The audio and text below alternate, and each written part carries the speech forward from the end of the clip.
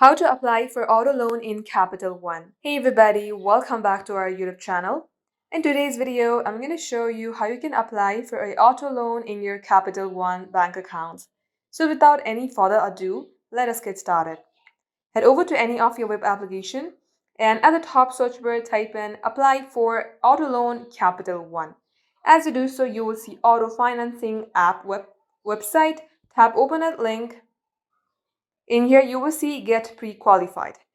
In order to obtain an auto loan, first of all, you have to check if you are qualified or not. Tap on Get Pre-Qualified. Now for Pre-Qualify, for peace of mind, here are two options. If you already have a Capital One account, then tap on I'm already a Capital One customer. If not, tap on I'm new to Capital One.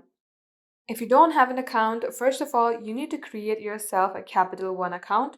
So these are the boxes that you need to fill and tap on agree and create accounts. And as you have created yourself an account, depending on your credit limit, you need to have minimum monthly income of $1,500 to $1,800.